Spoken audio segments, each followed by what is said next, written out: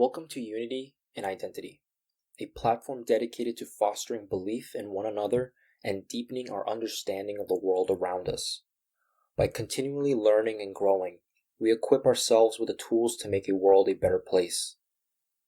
It all begins with coming together, embracing our shared purpose, and exploring the reasons why we're here. Join us as we build a community of learners, listeners, and change makers, ready to inspire and make a difference.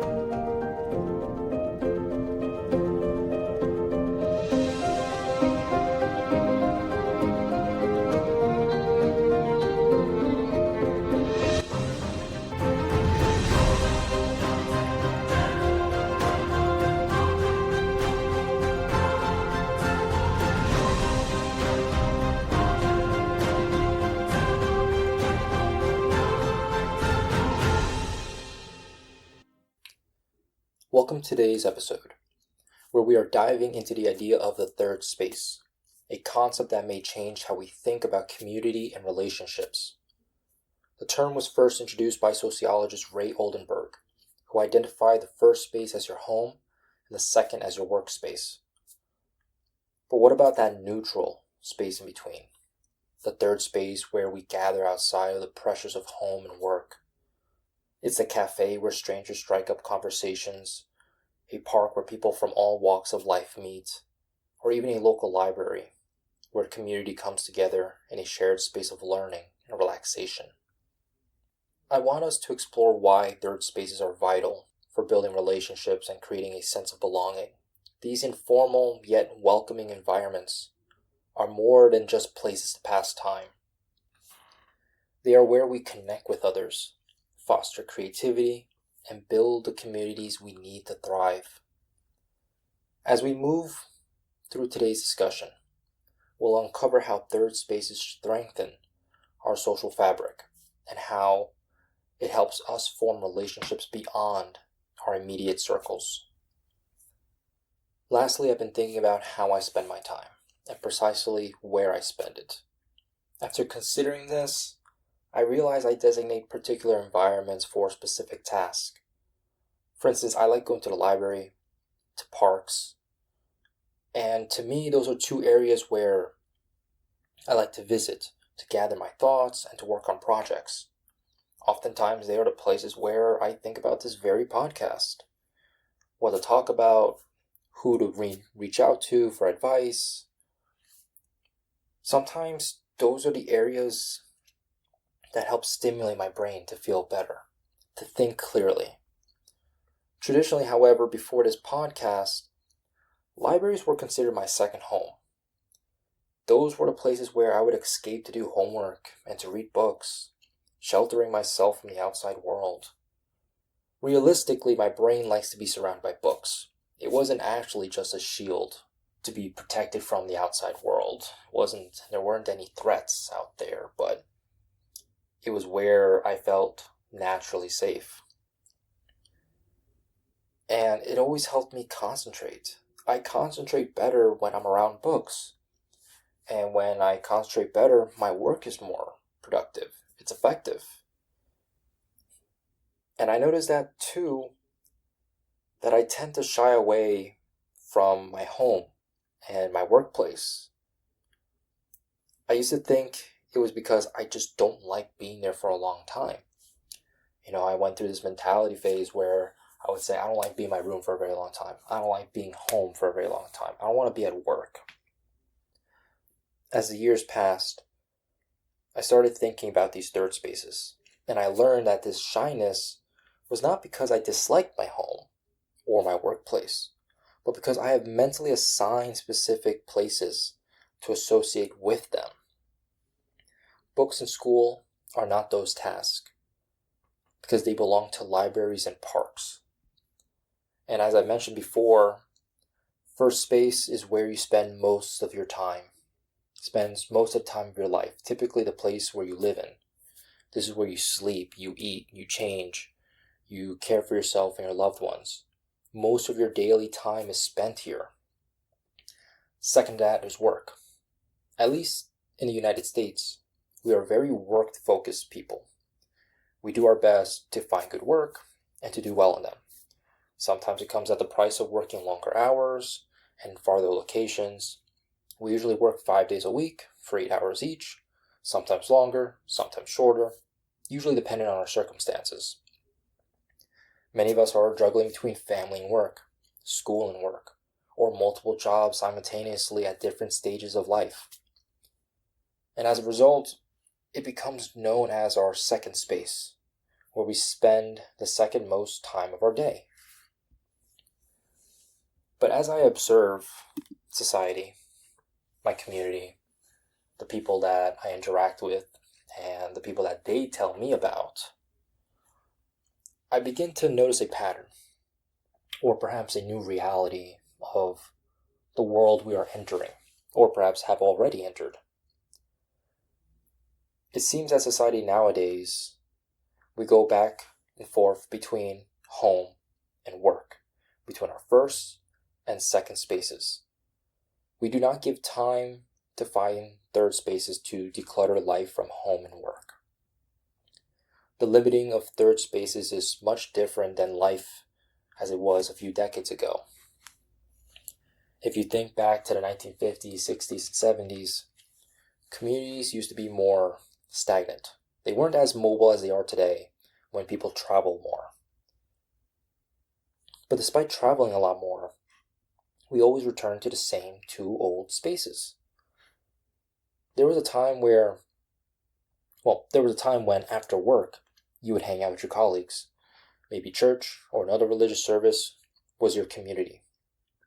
There were more bowling leagues, bingo nights, and other recreational activities. We knew our neighbors, and kids would ride bikes across towns for hours.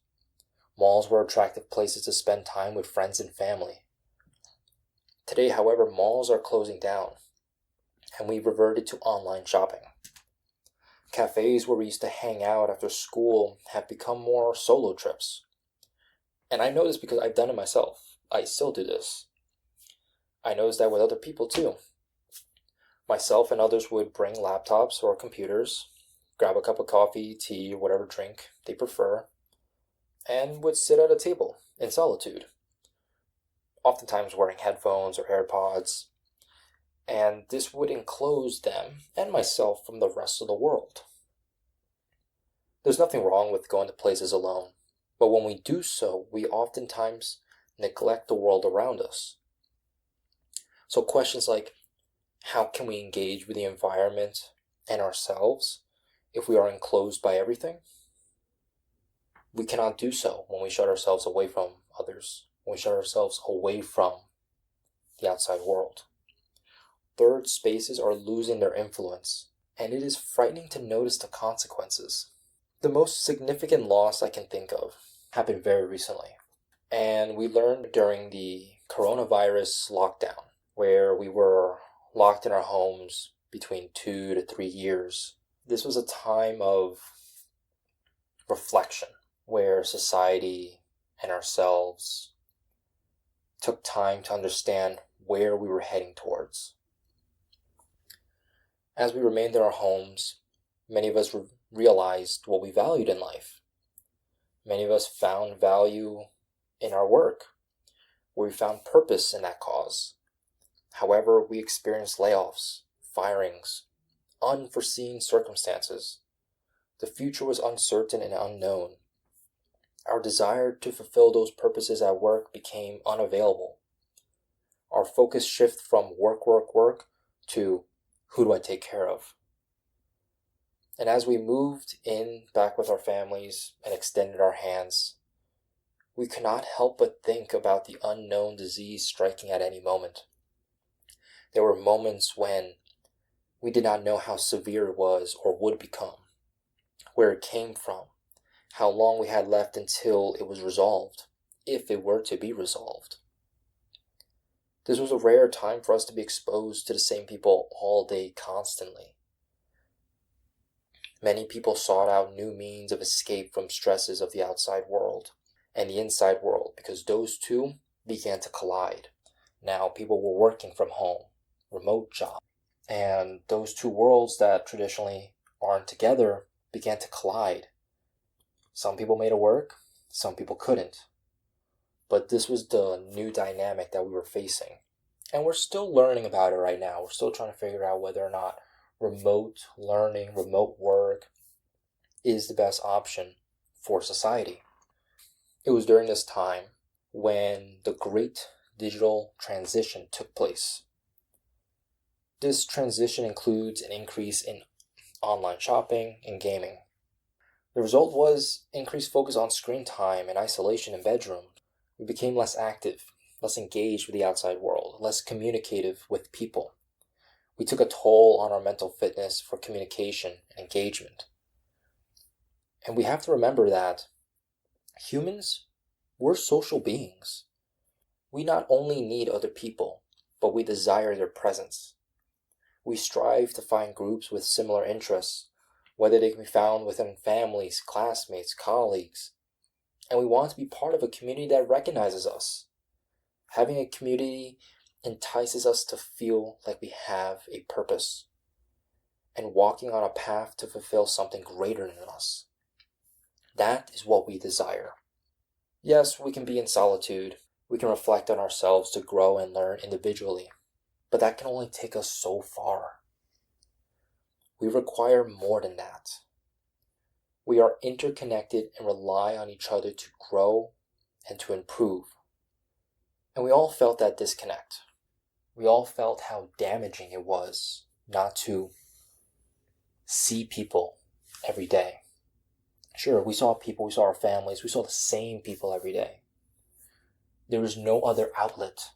There's very little friends we can go to talk about, in person at least, about the crazy stuff that's happening with our families, the crazy stuff that's happening with our work. There is no person we can go to, we can run away to, and be like, I need to distress, or I need to de-stress, sorry. And this is what's going on. Can you hear me out? There was very little of that. Sure, we had phone calls, we had FaceTime, video chat, but we were in the same environment, the same area, and the feelings just remained. And it's very hard to change away from that. Many of us thought that isolation was awful for our mentality and emotional state. And we felt it for days, if not months. While hearing so many bad things happen worldwide, we could not shake up the fact that we were being pushed towards a corner. For some of us, we were doing it on our own, without even realizing it. And as we moved out of COVID, many of those habits of remaining isolated continued. And we did not return to our original third spaces. We feel comfortable in these environments. They're outside of work and home. And I fear that because we could not return back to our original third spaces, that they're losing their purpose. And perhaps that's why we're seeing malls shut down. People are less active in them. Yet still, they were a substantial part of our society at one point. And our reliance on the digital world and the online framework has only grown. But what will that mean moving forward? Because our dependence is growing every single day. And I want to make this very clear. This is not me saying that the digital world is terrible. There are great things that come out of this.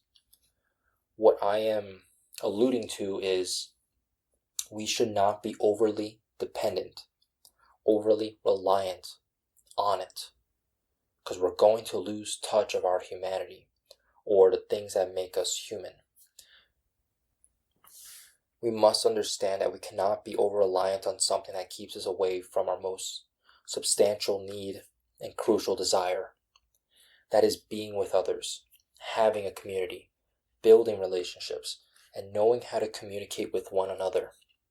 And despite all these advantages of technology and information, many of us lack the communication and interpersonal skills to learn how to work effectively on a team, lead people, ask for help. And we're going towards an age where we think independence is superior. and we force ourselves to remain independent because we fear we cannot communicate well with others. Working on a team and asking for help is frightening. It can be scary. Many of us do not have that experience. But just because it's scary does not mean we should shove it down and pretend it doesn't happen. Because how will that help us become better in the long run? Because being without third spaces is dangerous. Without practical communication skills and knowing and understanding each other, we cannot build those central relationships that guide us through life. Without the skills of building relationships, how can we ever make a community? How can we ever work together if we cannot create a community? And we all heard the saying, it takes a village. And in many of those issues that we face as a society, it goes down to the village level. It goes down to the local and town level politics to improve society. Your school districts, voting laws, whether or not we have parks, your roads, school boards, safety on the street, all of that is on the local level. And all we have to do to solve these issues and to address them, to address these concerns, is to work with each other, to talk with our neighbors. We must have a human connection, a civil discussion, and a simple conversation on working together to solve these issues. However, we cannot address these concerns if we cannot communicate effectively. Communication and interpersonal skills are essential for improving each other, for helping one another, improving society, and building a community that deserves more. We can get many of these skills from third spaces, and I truly believe that. These spaces are less comfortable than our home and work because we don't spend that much time in them comparatively, but they do provide a safe space. They do provide a sense of relaxation, distraction, and that can go a long way. But third spaces, more importantly, these are the places where we learn about ourselves and learn about each other. And as we look to find our third spaces, oftentimes I get questions from friends and family asking, how do I find a place where I feel comfortable? How do I find these third spaces? What do they particularly look like? And the answer is not the same for everybody. It really goes down to, what do you like to do? And therefore, is there a place available for you to do that activity? Now, for instance, I have some friends who love going to the gym. The gym is a classic example of a third space. These friends, they go out, they work out several times a week, either alone or in groups. But regardless, they're engaged with their workout.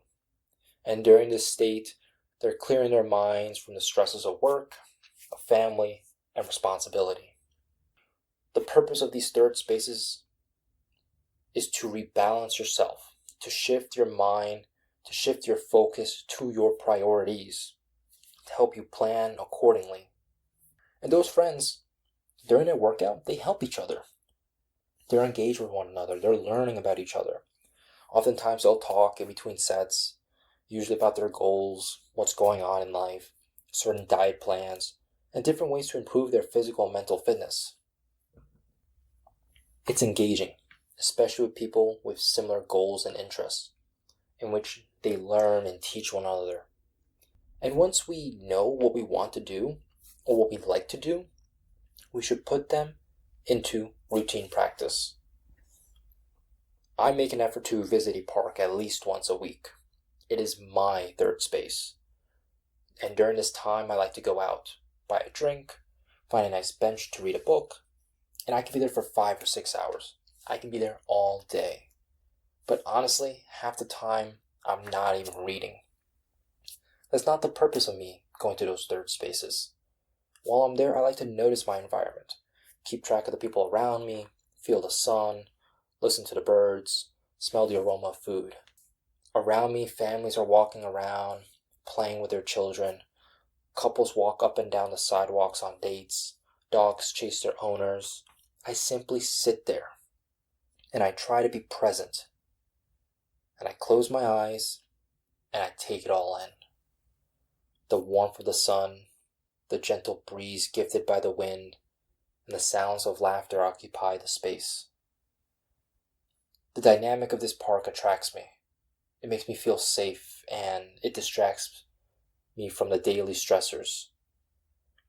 While reading, though, I'm engaged with the words, the stories, narrative, the author's efforts to portray them,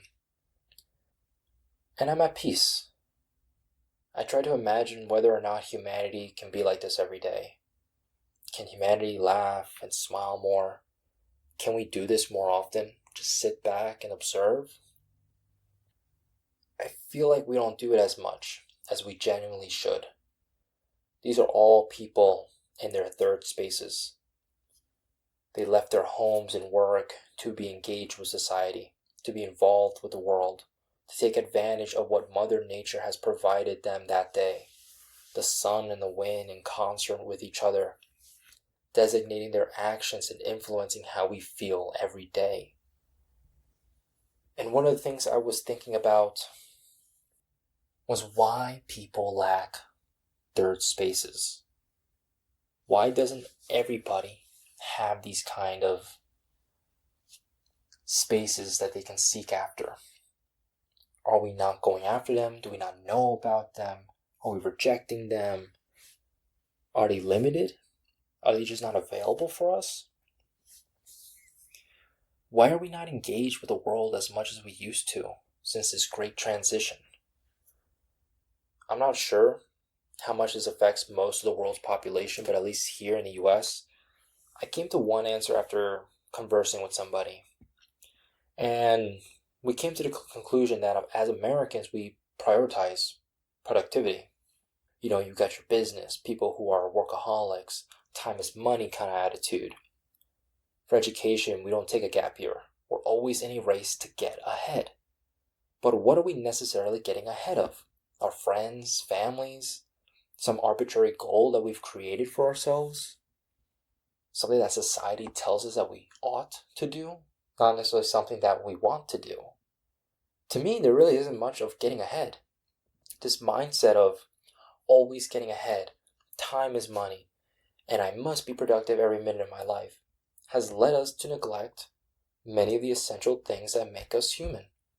As I mentioned before, one of the most important things humans need is connectivity. That interpersonal human connection that reminds us of our purpose, that there is love and care in the world, and that we all deserve it. And I feel like we've forgotten about that to an extent, because the productivity mindset. We remain home a lot, or we stay at work a lot. We bring the problems of home to work, and vice versa, we bring the problems of work home. And we've combined these two spaces instead of separating them in order to compensate for lost time. We're stuck in one of two settings, and either way we're skipping the third because going to a park is not productive. Instead, I should be working on the next big project, earning a bonus, and becoming a better employee. And I know many people who do that. Nothing wrong with that. But you're neglecting something very important. The reason why I don't necessarily have that mentality anymore, and I once did, and I think it probably was because of COVID, where I restructured my values, and I was told this lesson, or I told this analogy where when I look my life in the future, when I look back at my past, there's always going to be some regret. The key is to have the least amount of regret as possible. But when I look back, what will I regret? Is it not making any more money, or not taking the time to relax and do the things I love, which is spending time with my friends and family? And I came to the conclusion that I enjoy spending time with friends and family. I don't mind making money, but at the end of the day, would I rather lose money or lose a family member. And I'm not risking the latter. And I believe this is a lesson many of us will face, and it'll be painful if we have regrets. And I would rather face the reality of this lesson now than later. I have to take care of the values and priorities that make my life meaningful, and not chase after something that is less meaningful and of less of purpose. So do I understand why many people neglect spaces? These third spaces? Yes, our culture has made us look at the world in a way that productivity, success is important, however you define those two. And we neglect things that are seen as unproductive and less immediate with results or consequences. Our fast-paced culture has made us disappointed more often than not, anxious about our skills, depressed when we're not getting the results we want. And we're not grateful for the achievements. We're not grateful for our achievements, our success, because we tend to focus on what we lack. So you can still be grateful and have that success-driven mindset, but we tend to forget about gratitude.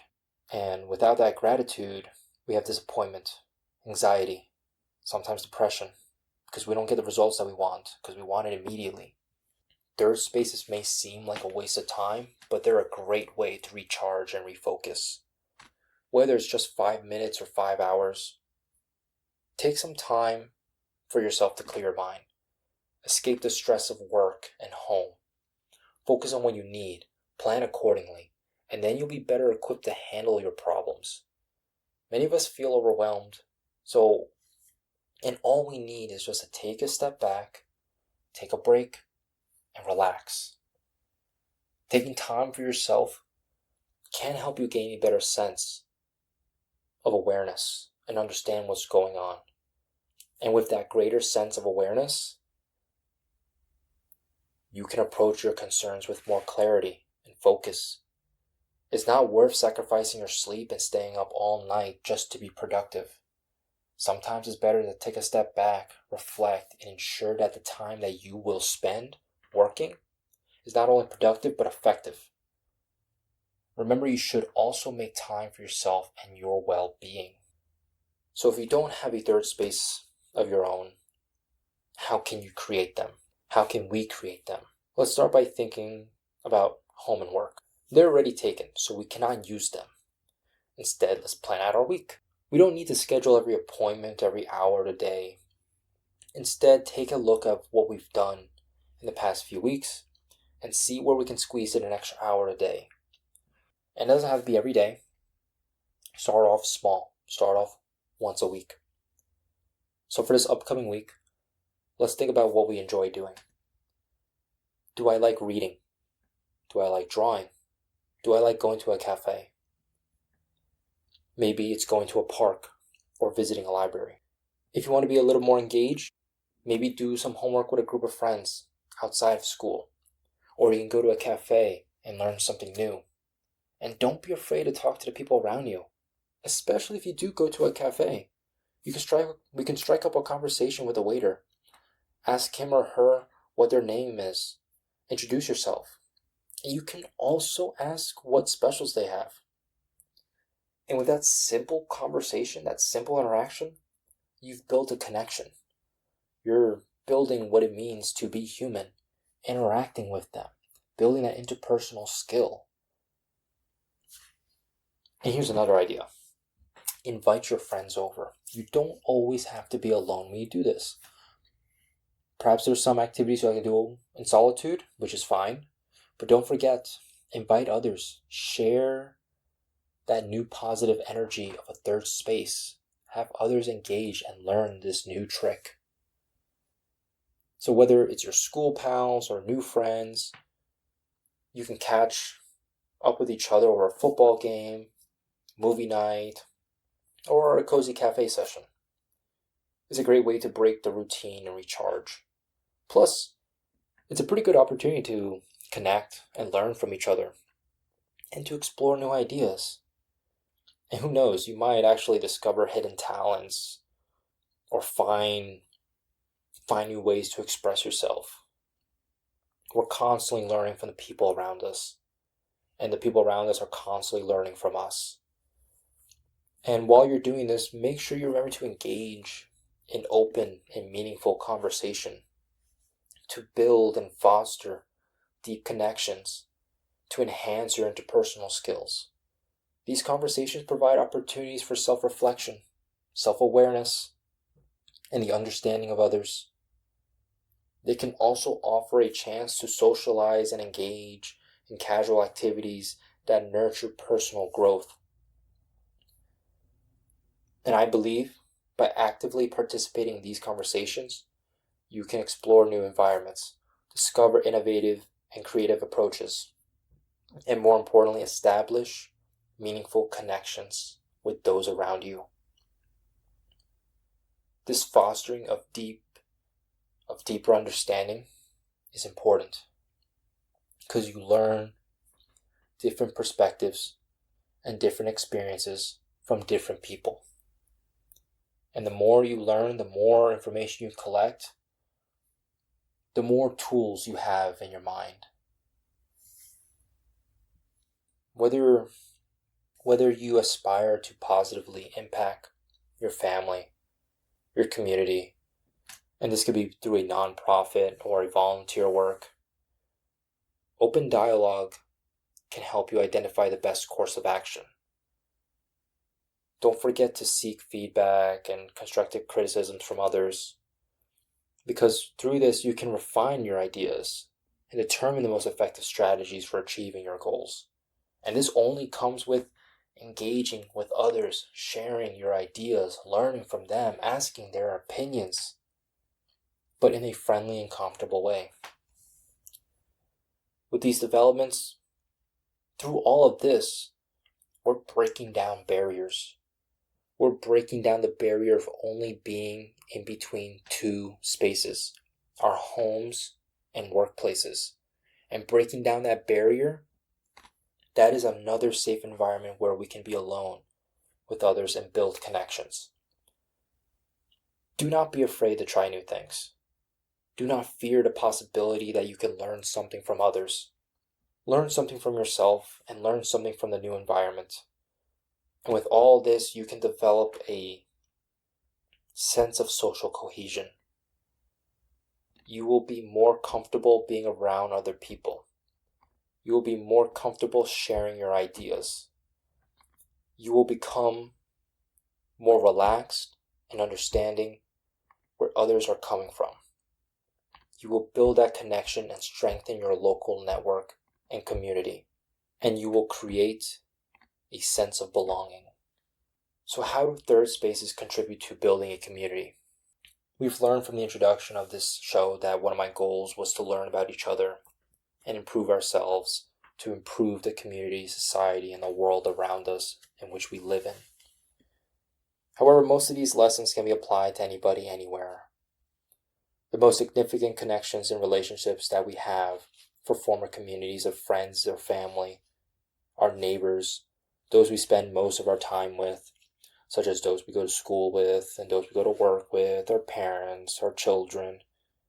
All of that is an engagement between the same people. These are the people we interact with. And these are the people with whom we share a town. The people in our neighborhood are same people we depend on for social development, for societal development. They are the same people we see when we go out to vote, attend meetings for the Board of Education, and town hall hearings. We rely on them and they rely on us. Our vote and participation in the neighborhood affects us and affects us all. We rely on each other to accomplish things, build communities, overcome issues and concerns, and address them appropriately. We have seen heated confrontations at town halls directed at neighbors and family members with different viewpoints. People that share blood, people that share experiences and childhood, they're fighting with each other. People that we consider family, people who are family. While some issues may be complex, they're not necessarily insurmountable. We primarily focus on local matters, such as road funding and school improvements. Our primary objective is to provide the best education for our children, which ideally leads to a better life. We can effectively collaborate to achieve these goals, but much of the process involves politics, oftentimes separating us into different teams, unnecessarily, I may add. It is crucial to recognize that these decisions are not solely ours to make, and we must change our mindset. We must change our mindset to emphasize collective responsibility rather than individualism. We must adopt a we mentality instead of a me mentality, and an us mentality versus a them mentality. We can achieve our goals together because of cooperation is essential. And working together as a community and neighborhood, it is the most effective way to accomplish tasks. As patrons of the same area, we share responsibility to ensure the safety and prosperity of our community for all generations to come.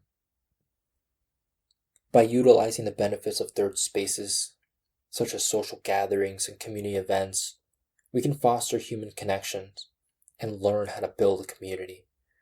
These spaces provide opportunities for self-discovery and understanding, enabling us to overcome political differences and achieve our shared goals. And in a future episode, I will explore specific strategies of overcoming political challenges within small communities. But for now, I think it's essential to recognize the significance of these third spaces in our lives, how it's important that we must incorporate them and keep them, because they provide opportunities for personal growth, connection, combating isolation, depression, and anxiety. We can find safe spaces to engage with others and rediscover the essence of humanity. As we navigate these challenges of the modern life, it is perhaps more important than ever to find ways to come together. And it's not just through work or family obligations, but in spaces where we genuinely connect, share, and grow. As the great poet Maya Angelou once said, we all should know that diversity makes a rich tapestry, and we must understand that all the threads of tapestry are equal in value. The third spaces offer us the opportunity to step out of our daily routines, meet new people, and strengthen the fabric of our communities. In these spaces, we build the trust, understanding, and support systems that allow us to thrive together. So let us go out and seek these spaces. Step outside our comfort zones and embrace the richness of human connection. When we come together, we create something much bigger than ourselves, a community that lifts each other. As we explore today, the true power of third spaces lie in how they bring us together, fostering communities where relationships are built and strengthened. But the work doesn't stop there. The real potential comes when these communities, strengthened by trust and shared experiences, begin to work together for a greater good. With a strong network of people who genuinely acknowledge and support each other, we're not only capable of improving our own lives, but also actively shaping the future of our neighborhoods. By engaging with local governments, participating in civic initiatives, and working towards common goals, we can take the foundation of these relationships, transform them into lasting change, making our communities more resilient, inclusive, and responsive to everyone's needs.